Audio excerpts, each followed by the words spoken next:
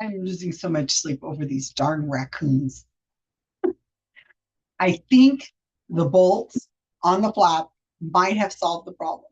I think, fingers crossed, like that does anything, but it might have done something to keep the door closed, and that might just solve it right there. Just having something heavy on the door flap. So when it closes all the way and not like slightly closes. But let me show you what's been going on because now that I've said the word 4 a.m. so many times in my head, that's usually when they show up.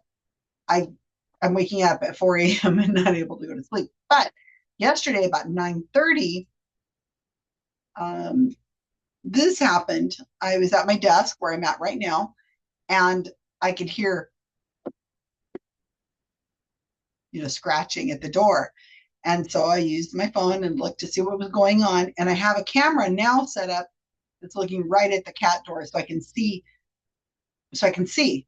And also when I turn on that camera, it has a light on it. So I hopefully that light kind of scares the raccoons because they look in and they're going to see this bright light looking right at them because I'll put a automatic recording on them at nighttime. But this is early, like 9:30. I'm still awake. Let me show you it. Make this large. Let me start it at the beginning. So also keep in mind there are bolts taped onto this door. So if what you're seeing is that also.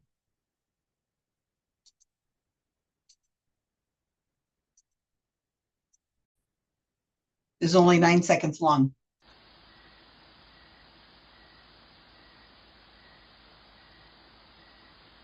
Hey, we So that's me speaking through the speaker of the raccoon.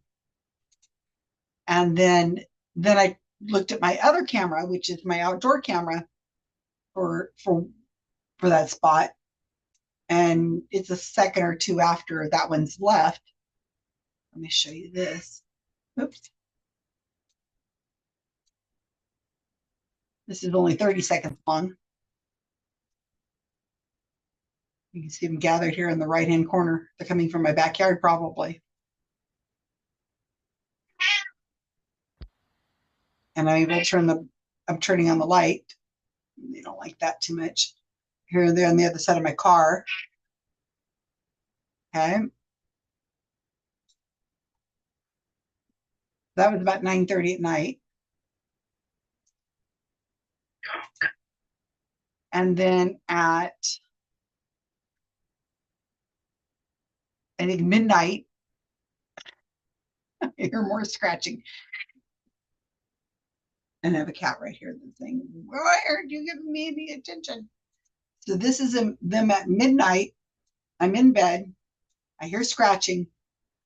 And I guess it's raining. That's what you're seeing.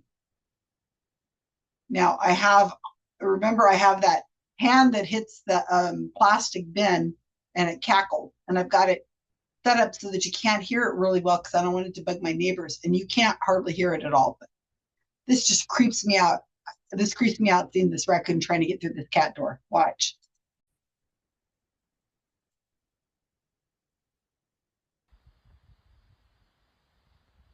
It's pawing at it. I turn on my phone.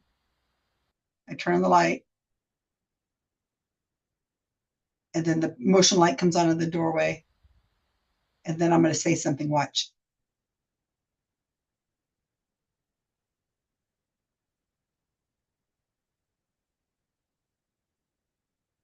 hey, hey,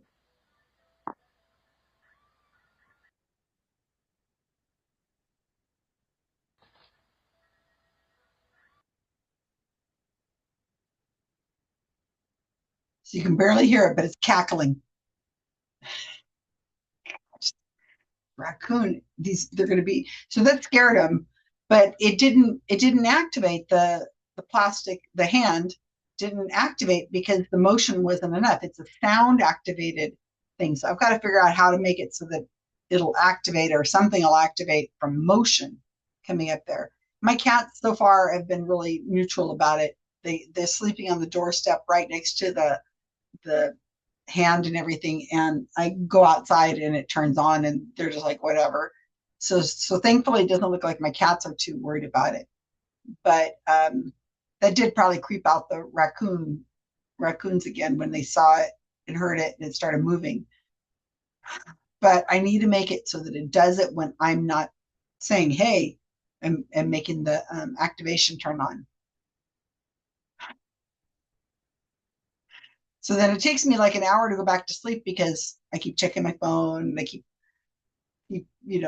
keep thinking about it and stuff like that. So they haven't got in, and hopefully they can't get in. That's the biggest help. So that's where we're at. Just keeping you guys, those few of you who are interested in this, I'm keeping you in the loop. Um, I've had a lot of suggestions for people to tell me to cage them and take them out. I'm not going to capture any animals and be the deport raccoons. My friend was telling me today, Carl was saying, because another friend of ours is telling us that he had to capture a chipmunk and he took it, like a mile out of town and released it. And my friend Carl says, what happens whenever you're driving a mile away to release the chipmunk, and here comes another car with their chipmunk headed to your house to release it in your neighborhood? They cross paths, like deporting chipmunks. I'm not going to be that person. Besides, there's lots of raccoons in our neighborhood. They're all over. So I'm not going to be the raccoon catcher. And I'd be taking them away from their families and stuff. And that would just be cruel. I don't want to do that. No, I don't want to do that. And other things have come up, like a motion detector. Adrian was telling me they have a motion detector that shoots out a strong stream of water. I'm like, okay, that's great, but then that's going to hit my cat.